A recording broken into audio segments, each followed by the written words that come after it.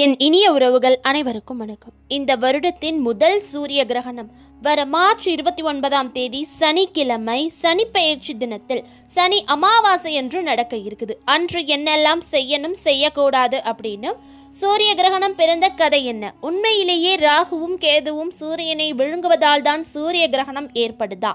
சூரிய கிரகணத்தின் போது கர்ப்பிணி பெண்கள் என்ன செஞ்சு அவங்களையும் அவங்க வயிற்றில் வளரக்கூடிய சிசுவையும் பாதுகாப்பது அப்படின்னு, சூரிய கிரகணத்தின் போது எப்படி வீட்டில் இருந்தபடியே சிவ வழிபாடு செய்வது, கிரகணம் அன்று சில விஷயங்களை செய்யலாம் சில விஷயங்களை செய்யக்கூடாதுன்னு நம்ம முன்னோர்கள் என்னெல்லாம் சொல்லியிருக்காங்கன்னு பல பயனுள்ள தகவல்களை இந்த ஒரே வீடியோவில் நீங்கள் தெரிஞ்சுக்கலாம். ஓம் சூரிய பகவானே போற்றின்னு கமெண்ட் பண்ணிட்டு நம்ம சேனல் வீடியோவை புதுசாக பார்க்குற நண்பர்கள் உடனே சப்ஸ்கிரைப் பண்ணிக்கோங்க. வாங்க இப்போ வீடியோக்குள்ளே போகலாம். 2025ஆம் ஆண்டின் முதல் கிரகணம் மார்ச் 13ஆம் தேதி சந்திர கிரகணமாக அமைஞ்சிருந்துச்சு. இரண்டாவது கிரகணம் சூரிய கிரகணமாக இருக்குது. சந்திரன் பூமியையும் பூமி சூரியனை சுற்றி வரும் நிலையில் சூரியன் பூமி இடையே ஒரே நேர்கோட்டில் சந்திரன் வரும்போது சூரியன் முழுவதுமாகவோ அல்லது பகுதியாகவோ மறைக்கப்படும் நிகழ்விற்கு தான் சூரிய கிரகணம்னு பெயர். இந்திய நேரப்படி மார்ச் 29ஆம் தேதி பகல் 2:20 மணிக்கு துவங்கி மாலை 4:17 மணி வரை சூரிய கிரகணம் உச்சமடைந்து மாலை 6:13 மணியோடு நிறைவடைய இருக்குது. ஆன்மீக ரீதியாக சூரிய கிரகணம்ங்கிறது பகல் பொழுதில் நிகழ்வதால அது பெரும் முக்கியத்துவம் வாய்ந்ததா பார்க்கப்படுது. இந்த நாளில் குறிப்பிட்ட சில விஷயங்களை கடைபிடிக்கணும் தவிர்க்கணும் அப்படின்னு நம்முடைய முன்னோர்கள் சொல்லியிருக்காங்க. இதனால சில தீமையான விளைவுகள் ஏற்படுவதிலிருந்து நம்ம தப்பிச்சுக்க முடியும். கிரகண நேரத்தில் சூரியனுடைய மந்திரமான ஆதித்ய குரு உதயம் மற்றும் சிவனுடைய ஸ்தோத்திரங்கள் சிவபுராணம் ருத்ரம் ஆகியவற்றை சொல்லலாம். ஓம் நமச்சிவாய என்ற 5 எழுத்து மந்திரத்தையும் சொல்லலாம். சூரிய கிரகணத்தின் போது இறை வழிபாடு செய்வது ரொம்பவே முக்கியமான ஒரு விஷயம். சூரியன் பூமி நிலவு ஆகிய மூன்றும் ஒரே நேர்கோட்டில் இருப்பதால் நமக்கு அமையக்கூடிய எண்ணங்கள் கருத்துக்கள் சிந்தனைகள் எல்லாமே ஒன்று கூடுவதற்கு சிறந்த நேரம் இந்த சூரிய கிரகணம். அந்த நேரத்தில் வீட்டில் இருந்தபடியே இறைவனை வழிபடுவதும் மந்திரங்களை உச்சரிப்பதும் சாதாரண நேரத்தில் கிடைக்கும் பலனை விட பல மடங்கு அதிகரிக்கும் நம்முடைய புராணங்கள்ல கூறப்பட்டிருக்கு. கிரகணத்தின் போது நாம் வெளியே செல்வதை தவிர்க்கணும். கிரகண நேரத்தில் எந்த சுப காரியமும் செய்யக்கூடாது. கிரகணத்தினை நேராக பார்ப்பது ரொம்பவே ஆபத்தானது. ஸ்பெஷல் சோலார் ஃபில்டர்ஸ் உள்ள கண்ணாடிகள் அல்லது தொலைநோக்கிகள் மூலமாகவே சூரிய கிரகணத்தை பார்க்கணும். கிரகணத்தின் போது தியானம் செய்வது மந்திரங்கள் ஜெபிப்பது ஆன்மீக சக்தியை அதிகரிக்கும். தேவையற்ற பயணங்களை தவிர்த்துட்டு வெளியில் செல்வதை தவிர்த்துக்கோங்க. உணவுகளை மூடி வச்சு பாதுகாக்கணும். கிரகணத்தின் போது உணவுப் பொருட்கள் கெட்டு போகக்கூடுங்கிறதால மூடப்பட்ட பாத்திரங்களில் உணவுப் பொருட்களை வச்சிருக்கணும். சிலர் துளசி இலை அல்லது தர்பை பொருட்களை உணவில் போட்டு வைப்பதை வழக்கமாக வச்சிருப்பாங்க. சூரிய கிரகணம் முடிந்ததும் தண்ணீரில் கல் உப்பு மஞ்சள் வேப்பிலை இலை கலந்து குளிக்கணும். அதற்கு பிறகு பக்கத்தில் உள்ள கோவிலுக்கு போயிட்டு வாங்க. கிரகண நேரத்திற்கு பிறகு பரிசுத்தமாக குளித்துவிட்டு வீட்டின் சூழலை தூய்மைப்படுத்துவதே நல்லது. கிரகண காலத்தில் கர்ப்பிணி பெண்கள் செய்ய வேண்டியது என்னென்ன அப்படின்னு பார்க்கலாம். கர்ப்பிணி பெண்கள் கிரகண நேரத்தின் போது வெளியில் செல்வதை தவிர்ப்பது ரொம்பவே நல்லது. எதனால அப்படின்னா இதனால் குழந்தைகளுக்கு பாதிப்பு ஏற்படலாம் அப்படின்னு கோரியிருக்காங்க. கிரகண நேரத்தில் கர்ப்பிணி பெண்கள் உறங்க வேண்டாம். கிரகணத்தின் போது உறங்குவதை பல பேர் தவிர்க்கிறாங்க. எதனால அப்படின்னா அது உடல் மற்றும் மன சோர்வை அதிகரிக்க கூடுமா. கிரகணத்தின் போது சமைத்த உணவுகள் வெங்காயம் பூண்டு அசைவம் சாப்பிடுவதை தவிர்த்துக்கோங்க. இது உடலுக்கு தீங்கை ஏற்படுத்தும். கிரகண நேரத்தில் முதியவர்கள் குழந்தைகள் கர்ப்பிணி பெண்கள் உணவு சாப்பிடணும் அப்படின்னு நினைக்கிறவங்க சமைத்த உணவுகள் அல்லாமல் பழங்கள் காய்கறிகள் தானியங்கள் நட்ஸ் பால் பொருட்களை சாப்பிடுங்க. கர்ப்பிணி பெண்கள் தீங்கு விளைவிக்கும் சூரிய கதிர்வீச்சின் வெளிப்பாட்டை தவிர்க்க வீட்டுக்குள்ளேயே இருங்க. இது தோல் பாதிப்பு மற்றும் பிற உடல்நல பிரச்சனைகளின் அபாயத்தை குறைக்க உதவும். அவசரமான சூழ்நிலையில் கர்ப்பிணி பெண்கள் சூரிய கிரகணத்தின் போது வெளியில் செல்ல வேண்டும் என்றால் கூட சூரிய கதிர்களிலிருந்து உங்கள் கண்களை பாதுகாக்க பாதுகாப்பு கண்ணாடிகளை அணிஞ்சுக்கோங்க. இது கண் பாதிப்பு மற்றும் அசௌகரியத்தை தடுக்க உதவும். சூரிய கிரகணத்தின் போது எப்பவுமே ஹைட்ரேஷனா இருக்க நிறைய தண்ணி குடிச்சுக்கிட்டே இருக்கணும். இந்த நிகழ்வுகளின் போது நீர்ப்போக்கு ஒரு கவலையா இருக்கலாம். குறிப்பா நீங்க நீண்ட காலத்திற்கு வெளியில் இருந்தால் கண்டிப்பா தண்ணீரை அதிகமாக குடிங்க. கர்ப்பிணி பெண்கள் சூரிய கிரகணத்தின் போது கடுமையான செயல்களை தவிர்க்கணும். எதனால அப்படின்னா வளிமண்டல அழுத்தத்தில் ஏற்படும் மாற்றம் சுவாசிப்பதை மிகவும் கடினமாக்கும். சோர்வு தலை சுற்றல் அபாயத்தை அதிகரிக்கும். அதே போல சூரிய கிரகணத்தின் போது நீங்க ஏதாச்சும் ஒரு விஷயத்த அசாதாரண அறிகுறிகளை உணர்ந்தீங்க அப்படின்னா உடனே உங்களோட மருத்துவரை அணுகுங்க. உங்களையும் உங்க குழந்தையும் நீங்க பாத்துக்கிறது ரொம்பவே முக்கியம். கூர்மையான ஆயுதங்களை பயன்படுத்தக்கூடாது. கத்தி, கத்திரிக்கோள் போன்ற கூர்மையான ஆயுதங்களை சூரிய கிரகணத்தின் போது தொடவே கூடாது. சூரிய கிரகணம் பிரமிக்க வைக்கக்கூடிய ஒரு நிகழ்வா இருந்தா கூட அந்த சமயத்துல நீங்க உங்களுடைய உடல் நலத்தையும் குழந்தையின் ஆரோக்கியத்தை பத்தியும் அதிக அளவுக்கு கவலைப்பட வேண்டிய அவசியம் கிடையாது. எளிய முன்னெச்சரிக்கைகள் மற்றும் உங்க உடம்ப நீங்க நல்லபடியா கவனிச்சுக்கிறது மூலமா இந்த கிரகணத்தை நீங்க பாதுகாப்பா கடந்து செல்ல முடியும். அடுத்ததா புராணங்களின் படி சூரிய கிரகணம் சந்திர கிரகணம் பிறந்த கதை என்னன்னு தெரிஞ்சுக்கலாமா? மனித தலையும் பாம்பு உடலும் கூடியவன் ராகு எனவும் பாம்பு தலையும் மனித உடலும் கூடியவன் கேது எனவும் அழைக்கப்படுறாங்க. ரெண்டு பேருக்குமே உயிர் ஒண்ணுதான். இருவரும் நேரெதிர் திசையில் நட்சத்திர மண்டலத்துல சஞ்சரிப்பாங்க. சூரியன் சந்திரனை பழிவாங்க ராகுவும் கேதுவும் பிரம்மனை நினைத்து பல காலம் தவம் இருந்து ஒரு வரம் வாங்கி இருக்காங்க. இந்த வரத்தின்படி ஒரு ஆண்டில் 4 முறை சூரிய சந்திரர்களின் பார்வை பூமியில் விழாது தடுக்கும் வரத்தை பிரம்மதேவர் கொடுத்திருக்காரு. அதுதான் கிரகணம் அப்படின்னு கூறப்படுது. அமிர்தம் பருகினால் அதிக பலமும் மரணமில்லா பெருவாழ்வும் வாழலாம் என்பதை உணர்ந்த தேவர்கள் பார்க்கடலை கடைஞ்சிருக்காங்க. மந்தார மலையை மத்தாகவும் வாசுகி பாம்பை கயிறாகவும் பயன்படுத்தி இருக்காங்க. தேவர்களும் அசுரர்களும் இணைந்து பார்க்கடலை கடைந்த போது அமிர்தம் வெளிப்பட்டிருக்கு. அதை தேவர்களும் அசுரர்களும் சரிபாதியாக பங்கிட்டுக் கொள்வதுன்னு ஒப்பந்தம் போட்டிருந்திருக்காங்க. அசுரர்கள் அமிர்தத்தை பருகினால் அவர்களை சமாளிப்பது கஷ்டம்ங்கிறத உணர்ந்த தேவர்கள் விஷ்ணுவிடம் முறையிட்டிருக்காங்க. அசுரர்களுக்கு அமிர்தம் கிடைப்பதை தடுக்க நினைத்த மகாவிஷ்ணு மோகினி வடிவம் எடுத்து வருவாரு. அமிர்த கலசம் தன்வந்திரியின் கையில் இருந்திருக்கு. அதை மோகினி வாங்கிக்குவாங்க. அவளது அழகில் மயங்கிய அசுரர்கள் மோகினியே அனைவருக்கும் பரிமாறட்டும்னு கோரிடுவாங்க. தேவர்களும் இதுக்கு ஒப்புக்கொள்ளுவாங்க. யாருக்கு முதலில் அமிர்தத்தை தருவதுங்கிற பிரச்சனை ஏற்பட்டிருக்கு.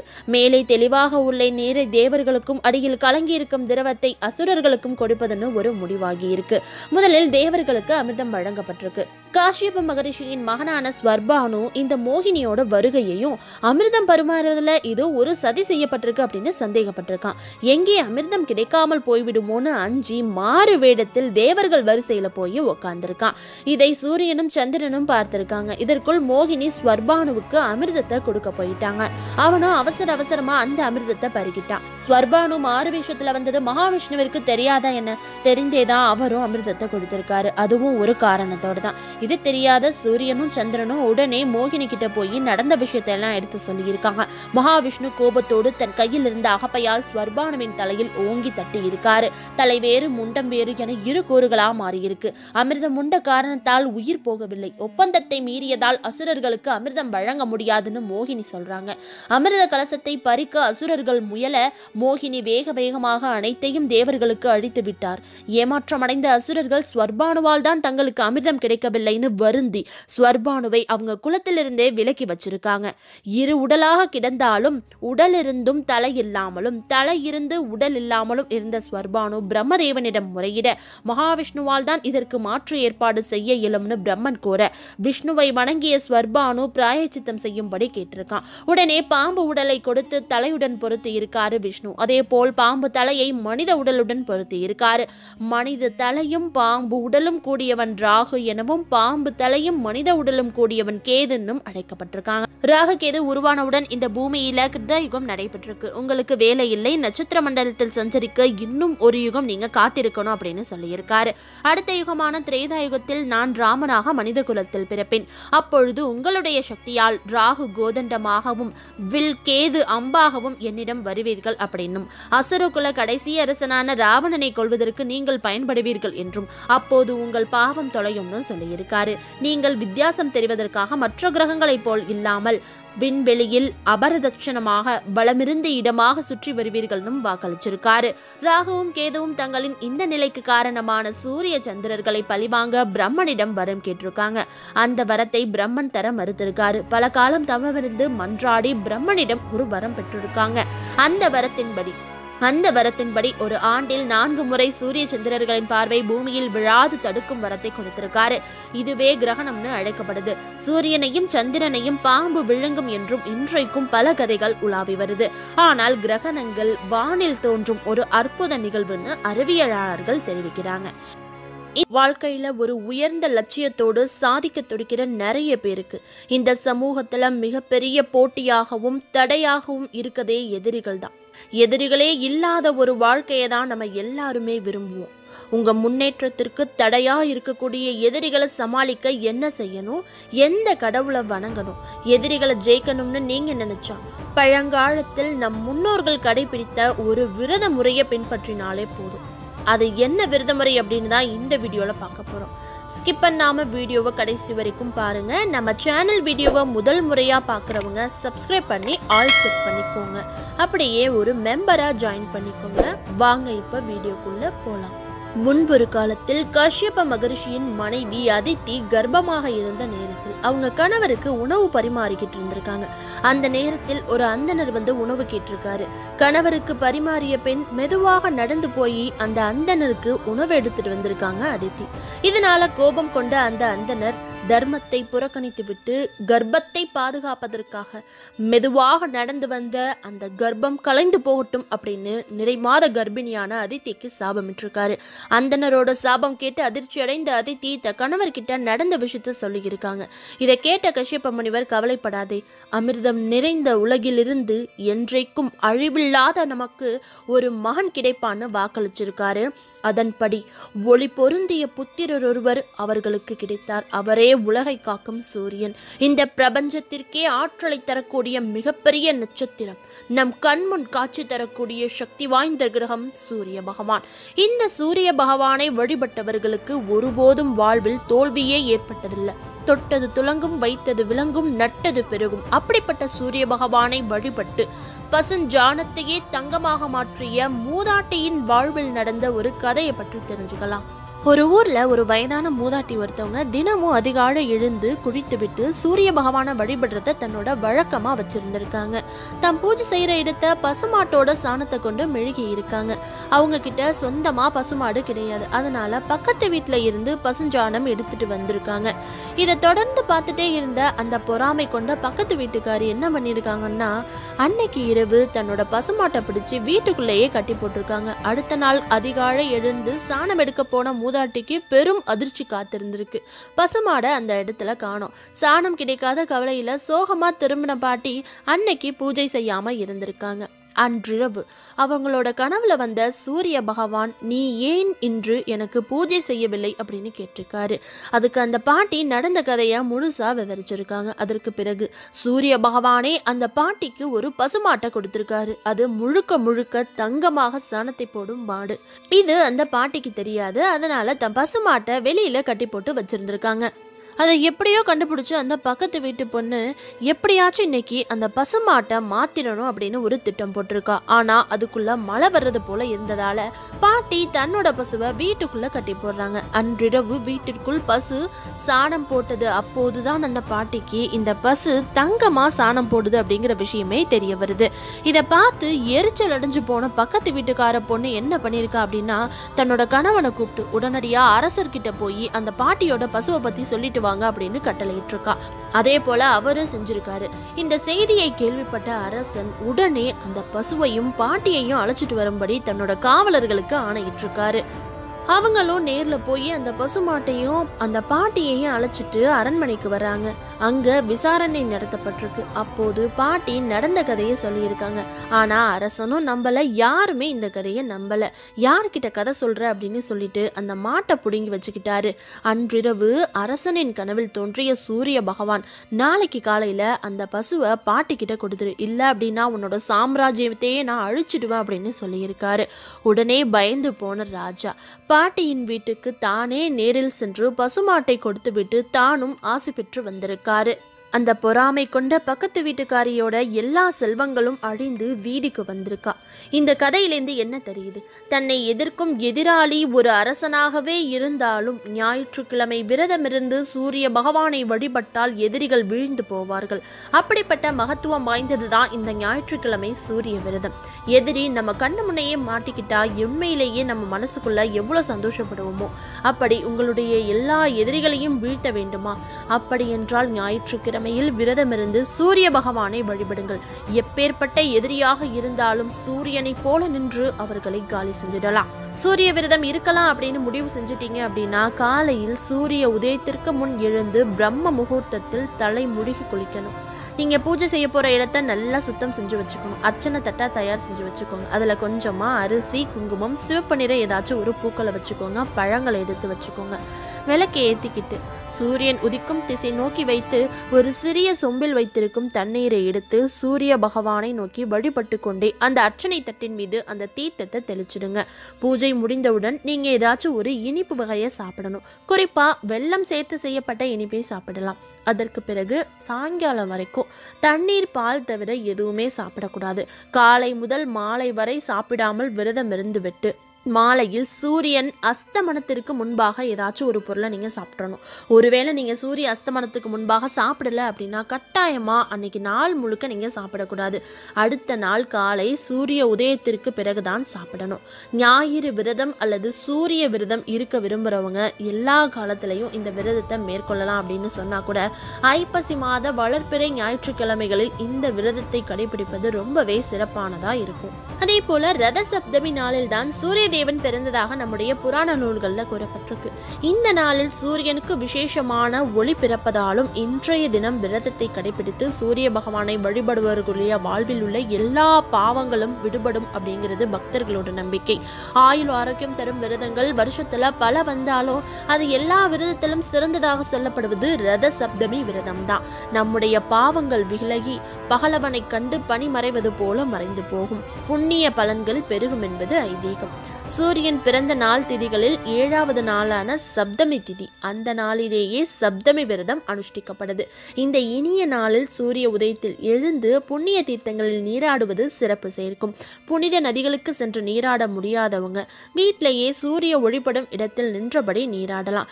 7 எருக்கமிலைகள், மஞ்சள் பொடி கலந்த அட்சதையுடன் பெண்கள், ஆண்கள், குழந்தைகள் உட்பட எல்லாருமே தங்களோட தலைக்கு மேல வச்சுக்கிட்டு நீராடுறது ரொம்பவே நல்லது.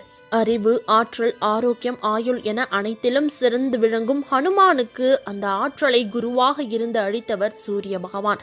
சூரியனை பொங்கலன்றும் ரத சப்தமி நாளிலும் மட்டும் வழிபடாமல் தினமுமே வணங்கி வரலாம். ஆதவனை வழிபடுவோர் வாழ்வில் தீவினை இருள் விலகி நன்மை ஒளி பரவும் நிச்சயம். நாராயணனின் அம்சமே சூரிய பகவான் என்பதால் ரத சப்தமி நாளில் பெருமாள் கோவில்ல சூரிய பிரபையில் எம்பிரான் எழுந்தருளுவாரு. ரத சப்தமி விரதம் இருப்பது நீடித்த ஆயுளும் குறையாத ஆரோக்கியத்தையும் அழிக்கும் என்பது நம்பிக்கை. இந்த விரதம் இருப்பது சுமங்கலித்துவம் நிலைக்கச் செய்யும் அப்படின்னும் சொல்லப்படுது.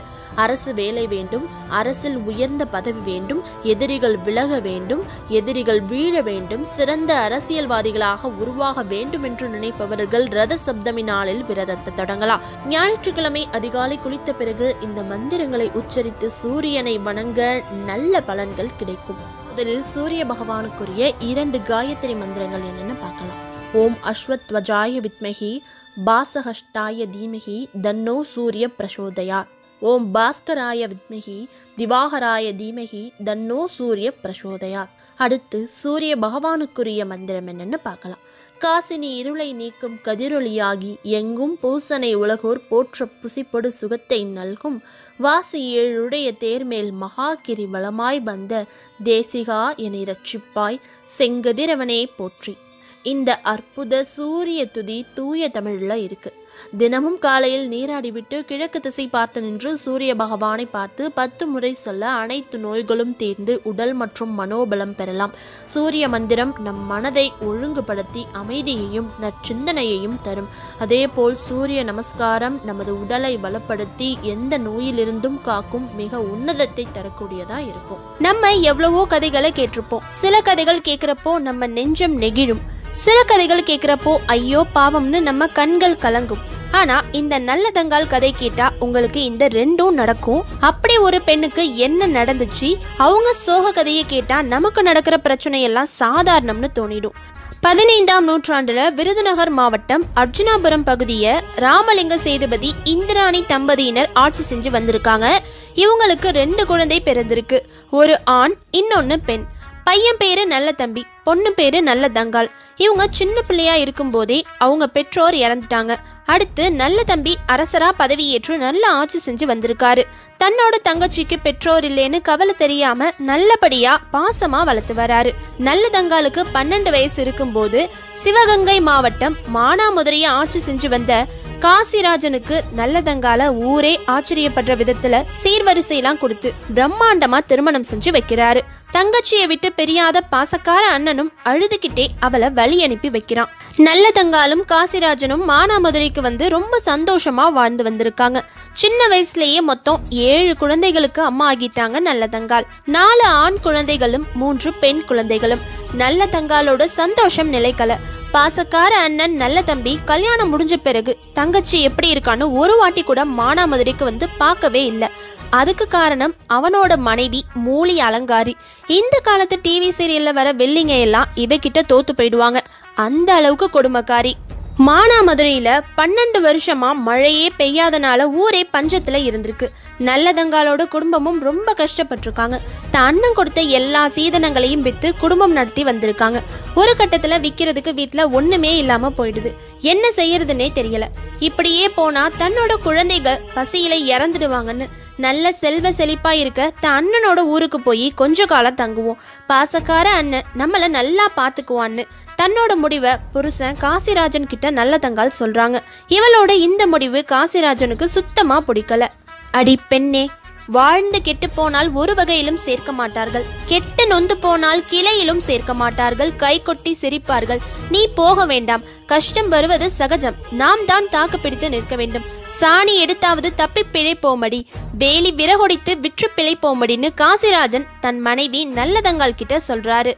காசிராஜன் சொன்னது நல்லதங்காலுக்கு ஆத்திரத்தை ஏற்படுத்துனுச்சு. சந்தனம் தொட்ட கையால நான் சாணி தொட முடியாது, குங்குமம் எடுக்கும் கையால நான் கூலி வேலை செய்ய முடியாதுன்னு கோபத்தோட நான் என் அண்ணனோட ஊருக்கு போறேன்னு பிடிவாதமா இருக்கா. காசிராஜன் இனி என்ன சொன்னாலும் இவன் மனசு மாறாதுன்னு தெரிஞ்சுக்கிட்டான். நான் இந்த நாட்டு மன்னன், என்னால இந்த ஊரை விட்டுட்டு வர முடியாது, வேணும்னா நீ உன் பிள்ளைங்களை அழைச்சிக்கிட்டு கொஞ்ச காலம் தங்கி இருந்துட்டு வான்னு சொல்றாரு. நல்லதங்காலும் பிள்ளைங்க கிட்ட போய் உங்க மாமா வீட்டுக்கு போவோம் வாங்க, அங்க திங்கிறதுக்கு மாங்காய் இருக்கும், தேங்காய் இருக்கும், வாசல்ல குதிரை கட்டி கிடக்கும், உங்க பாசக்கார மாமன் உங்களுக்கு விளையாட மான் பிடிச்சு கொடுப்பாரு. இப்படி பல ஆசைகளை காமிச்சு அவங்கள அழைச்சிக்கிட்டு பிறந்த ஊருக்கு கிளம்புறா. குதிரையிலையும் பல்லக்கிலையும் வெளியூருக்கு போன நல்லதங்கால் இப்போ தன்னோட குழந்தைகளை அழைச்சிக்கிட்டு வெறும் காலோட காடு மலையெல்லாம் தாண்டி நடந்து போறாங்க. காட்டு வழியா போறப்போ தன்னோட அண்ணன் நல்ல தம்பிய பாக்குறா. ஊர்ல ஒரு சிறுத்தை புகுந்து எல்லாரையும் கஷ்டப்படுத்திட்டு இருக்குன்னு அதை வேட்டையாட தன்னோட சேனை படையோட காட்டுக்கு வந்திருக்கான் நல்ல தம்பி. ஏன் தங்கச்சி உனக்கு இந்த நிலைமை? குதிரை அரிதாச்சோ குடியிருந்த சீமையிலே, பல்லக்குதான் பஞ்சமோ பத்தினியே உனக்கு, கால்நடையாய் வர காரணம் ஏன் தங்கச்சின்னு பசியால உடம்பெல்லாம் ஒட்டி போயிருக்கும் குழந்தைகளை பார்த்து அவளோட இந்த நிலைமைய பார்த்து கண் கலங்குறாரு அண்ணன். நடந்ததையெல்லாம் சொல்லி அழுகிறான் நல்லதங்கால். ஆறுதல் சொல்லி நீ போய் நம்ம அரண்மனையில ஓய்விடு, நான் இந்த வேலையை முடிச்சுட்டு வரேன்னு சொல்றான். அவளுக்கு அவ அண்ணி கொடுமைக்காரிய நினைச்சு பயம். நான் தனியா போகல, நீயும் என் கூட வா அண்ணான்னு கூப்பிடுறா. ஒன்னும் பிரச்சனை இல்லம்மா, நீ முன்னாடி அரண்மனைக்கு போ, அங்க தெற்கு திசையில தேங்காய் குமிஞ்சிருக்கும், மேற்கு திசையில மாங்காய் குமிஞ்சிருக்கும், வாசல்ல பட்டத்து யானை கட்டி கிடக்கும், உன் அண்ணி உங்களை நல்லபடியா கவனிப்பா, நான் குழந்தைகளுக்கு விளையாட புள்ளி மான் பிடிச்சிக்கிட்டு உன் பின்னாடியே வரேன்னு ஆறுதல் சொல்லி அனுப்பி வைக்கிறான் நல்ல தம்பி. இந்த விஷயத்த பக்கத்துல இருந்து கேட்ட மூலி அலங்காரியோட தம்பி உடனே குதிரை மேல ஏறி அரண்மனைக்கு போய் அக்கா கிட்ட இந்த நல்லதங்கால் பஞ்சம்னு சொல்லிக்கிட்டு அரண்மனைக்கு வரா. கல்யாணம் பண்ணி கொடுத்தப்ப பாதி சொத்தை அழிச்சிட்டா, இப்போ மீதி இருக்கிறதையும் வாங்கிட்டு போக வந்திருக்கான்னு தம்பிக்காரன் சகுனி வேலை பாக்குறான். இதை கேட்டதும் மூலி தன்னோட வேலையாட்களை கூப்பிட்டு இருக்கிற அரிசி சாப்பாட்டு பொருள் எல்லாத்தையும் பாதாள அறையில ஒளிச்சு வைக்க சொல்றா. அரண்மனையோட கதவை இழுத்து போட்ட சொல்லி ஈர மண்ணை வச்சு அடைச்சிருக்கா. ஒரு பழைய துணி எடுத்து கட்டிக்கிட்டு நெத்தியில 10 போட்டுக்கிட்டு உடம்பு முடியலன்னு ஒரு ஊஞ்சல்ல படுத்துக்கிறா. நல்லதங்கால் அவளோட குழந்தைங்க கிட்ட இதான் உங்க மாமனோட அரண்மனை, உங்களுக்கு எல்லாமே இங்க கிடைக்கும்னு சொல்லிக்கிட்டு அரண்மனையோட வாசலுக்கு போறா. எப்போதும் திறந்திருக்க கதவை அடைச்சிருக்கு. பசியோட ரொம்ப தூரம் நடந்து வந்து உச்சி வெயில்ல நிக்க முடியாத குழந்தைங்க எல்லாம் அழுகுதுங்க. அண்ணி கதவை திறங்க அண்ணி, கால் வலியோடும் பசியோடும் என் பிள்ளைங்க இருக்காங்க, கதவை திறங்கன்னு கத்துறா. யாரும் கண்டுக்கவே இல்லை. நான் பத்தினிங்கிறது உண்மையா இருந்தா கதவு திறக்கட்டும்னு சொல்றா. பூட்டின கதவு தானா திறக்குது. உள்ள ஓடி போய் சாப்பிட்றதுக்கு ஏதாச்சும் கிடைக்குதான்னு தேடி பாக்குறாங்க. அரண்மனையே வெறிச்சோடி ஒண்ணுமே இல்லாம காட்சி கொடுக்குது. ஒரு மூலையில மூலி அலங்காரி தலையில துணியை கட்டிக்கிட்டு படுத்து கிடக்கிறத பாக்குறாங்க. அவ பக்கத்துல மாங்காவும் தேங்காவும் குமிஞ்சு கிடக்குது. குழந்தைங்க ஆசையா ஓடி போய் ஒரு மாங்காவை எடுத்து சாப்பிட போறாங்க. உடனே வேகமா எழுந்திருச்சு குழந்தை கையில இருந்த மாங்காவை பிடுங்கி இருக்கிறதுலயே வீணா போன கெட்டு போன மாங்காவை சாப்பிட கொடுக்குறா. இன்னொருத்தன் போய் தேங்காவை எடுக்கிறான். தேங்காவையும் பிடுங்கிக்கிட்டு அழுகி போன ஒரு தேங்காவை சாப்பிட கொடுக்குறா. நல்லதங்கால் அண்ணிக்கிட்ட, என் குழந்தைங்க ரொம்ப நாளா சாப்பிடாம பசியோட இருக்காங்க அண்ணி, அவங்க பசிய போக்குங்க அண்ணின்னு கெஞ்சுறா. உங்க ஊர் மாதிரியே இங்கேயும் சொல்ல முடியாத அளவுக்கு பஞ்சம்தான். இங்க ஒன்னும் இல்ல, நான் வேற உடம்பு முடியாம இருக்கேன், என்னால எப்படி சமைக்க முடியும்னு கேக்குறா அன்னிக்காரி. அரிசி இருந்தா கொஞ்சம் கொடுங்க, நானே சமைச்சுக்கிறேன்னு கேக்குறா. அப்போ ஒரு ஓட்ட மண் பானையையும் பயன்படுத்த முடியாத பச்சை விறகையும் 7 வருஷமா வீணா போயிருந்த கேப்பையும் கொடுத்து இதை வச்சு சாப்பாடு செஞ்சு கொடுத்துக்கோன்னு சொல்லிட்டு மூழியும் அவளோட தம்பியும் சிரிக்கிறாங்க. நல்லதங்கால் எதுவுமே சொல்லாம அதை வாங்கிக்கிட்டு சமையக்கட்டுக்குள்ள போய் பச்சை விறக வச்சு சமைக்க முயற்சி செய்யறா. விறகு எரியவே இல்லை. அழுதுகிட்டே, நான் பத்தினிங்கிறது உண்மையா இருந்தா என் குழந்தையோட பசி போக்க இந்த விறகு எரியட்டும்னு சொல்றா. அதே மாதிரி பச்சை விறகு எரிய ஆரம்பிச்சிடுது. இதை பார்த்த மூலியோட தம்பி அக்கா கிட்ட போய், அக்கா நீ கொடுத்த பச்சை விறகு தானா எரியுதுக்கான்னு சொல்றான். இதை கேட்டதும் மூலி சமையல் அறைக்கு போய் நல்லதங்கால் கிட்ட, உனக்கு என் புருஷன் செஞ்சது பத்தாதா, இன்னும் என்ன இங்க இருந்து எடுத்துட்டு போக வந்திருக்கேன்னு அவமானப்படுத்திக்கிட்டே கேப்பக்கூழ் தயாராகிட்டு இருந்த மண் பானைய தன்னோட காலால எட்டி உதைக்கிறா. பானை உடைஞ்சி கூழ் கீழே வலிஞ்சி தரையில ஓடுது. ரொம்ப பசியில இருந்த குழந்தைங்க தரையில கிடந்த கூழை எடுத்து சாப்பிட்டுருக்காங்க. இதை பார்த்ததும் மனசொடைஞ்சு போன நல்லதங்கால் தன்னோட குழந்தைகளை அழைச்சிக்கிட்டு இனி யார்கிட்டையும் அவமானப்பட்டு சாப்பிட வேணாம், ஒரேடியா சாகலாம்னு முடிவு பண்ணி அரண்மனையை விட்டு வெளியில நடந்து வரா. நல்லதங்காலோட நிலைமையும் குழந்தைகளோட நிலையும் பார்த்து கண் கலங்கின ஊர் மக்கள் அவளை தன்னோட வீட்டுக்கு வாமா, எங்க வீட்டுல வந்து சாப்பிட்டுட்டு போகலாம்னு கூப்பிடுறாங்க.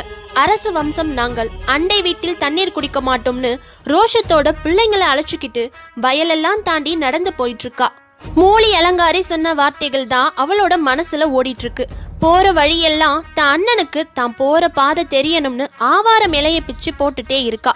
குழந்தைங்க எல்லாம் பசியால அழுகுதுங்க. அம்மா பசிக்குதுமா, ஏதாச்சும் வாங்கித்தாமான்னு அழுகுறாங்க. தாங்கிட்ட எந்த பணமும் பொருளும் இல்லாததால ஒன்னும் செய்ய முடியாத நல்லதங்கால் உயிரை விற்றலாம்னு முடிவெடுக்கிறா. அங்க ஆடு மேய்ச்சிட்டு இருந்த பசங்க கிட்ட போய், தம்பி ரொம்ப தாகமா இருக்கு, பக்கத்துல கிணறு இருந்தா சொல்லுங்கன்னு கேக்குறா. இந்த பக்கம் போங்க, பக்கத்துல ஒரு பாலும் கிணறு இருக்குன்னு சொல்றாங்க. நல்லதங்கால் கிணறு கிட்ட போய் தன்னோட ஒவ்வொரு குழந்தையா தூக்கி கிணத்துக்குள்ள போட்டுட்டு இருக்கா. 6 குழந்தைகளும் இறந்துடுறாங்க. மூத்த பையன் மட்டும், அம்மா என்ன ஒன்னும் செஞ்சிடாதம்மா, நான் வம்சத்தோட பேர் சொல்ல பிறந்தவன், நான் நல்லபடியா வாழ்ந்து காட்டுறேன், என்ன உயிரோட விற்றுமான்னு கெஞ்சுறான். அப்படியும் நல்லதங்கால் கேட்கல. அவகிட்ட இருந்த மூத்த பையன் தப்பிச்சு ஓடுறான். இவளும் அவனை துரத்துக்கிட்டே பின்னாடியே ஓடுறா. ஆடு மேய்க்கிற பசங்க கிட்ட அவனை புடிங்கன்னு சொல்றா. அம்மா பேச்ச கேட்காத தருதல பையன் போலன்னு அந்த பசங்களும் மூத்த பையனை பிடிச்சி நல்லதங்கால் கையில ஒப்படைக்கிறாங்க. அவனை தூக்கி கிணத்துக்குள்ள போட்டுட்டு, தான் புருஷன் சொன்னதை கேட்காம இங்க வந்து இப்படி அவமானப்பட்டுட்டேன், என்ன தேடி என் புருஷன் வந்தா அடையாளம் தெரியணும்னு சொல்லி தன்னோட தாலியை கழட்டி கிணத்து மேல வச்சிருக்கா. அண்ணங்காரன் வந்தா எனக்கு நடந்த கொடுமை அவனுக்கு தெரியணும்னு சொல்லி அண்ணி கொடுத்த அழுகுன தேங்காயும் மாங்காவையும் கிணத்து மேல வச்சுட்டு கிணத்துல குதிச்சு அவளும் இறந்துடுறா. நல்லதங்காலுக்கு 16 அடி கூந்தல் இருக்குமா. கிணறு ஃபுல்லா நல்லதங்காலோட முடி பரவி கிடக்குது. கிணத்துல தண்ணி கிடக்கிறது கூட தெரியலையா. நல்ல தம்பி தங்கச்சி பிள்ளைங்களுக்கு புள்ளிமானொன்னு பிடிச்சுக்கிட்டு ஆசையோட அரண்மனைக்கு போய் பாக்குறான். தங்கச்சியும் தங்கச்சி பிள்ளைங்களையும் காணோம். என்ன நடந்துச்சு, எங்க போனாங்கன்னு மூலி அலங்காரி கிட்ட கேக்குறான். எனக்கு உடம்பு முடியலன்னா கூட வேலையாட்களை வச்சு சீரக சம்பா அரிசி வடிச்சு 10 வகை காய்கறி செஞ்சு சாப்பிட சொன்ன, எங்களுக்கு நீங்க சமைச்சு போட மாட்டீங்களா, வேலைக்காரவங்களை வச்சுதான் சாப்பாடு போடுவீங்களான்னு ஏன் மேல கோச்சுக்கிட்டு போயிட்டான்னு சொல்லியிருக்கா. நல்லதங்கால் இப்படி சொல்லியிருக்க மாட்டாளே, என்ன நடந்துச்சுன்னு வேலையாட்களை கூப்பிட்டு விசாரிக்கிறான்.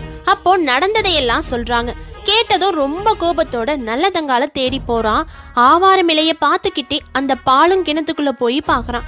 தன்னோட பாசக்கார தங்கச்சியும் தங்கச்சி பிள்ளைங்களும் இறந்து போய் மிதந்து கிடக்குறாங்க. நல்லதங்கால் ஊர் விட்டு வந்தோன்ன அங்க நல்ல மழை பெஞ்சி பஞ்சம் நீங்கி ஊர் பழைய நிலைமைக்கு வந்துட்டு தன்னோட மனைவியும் குழந்தையும் அழைச்சிட்டு போக காசிராஜன் அர்ஜுனாபுரத்துக்கு வந்திருக்கான். கிணத்துக்கிட்ட யாரோ தேம்பி அழுகிற சத்தம் கேட்டு கிணத்துக்கிட்ட போயிருக்கான்.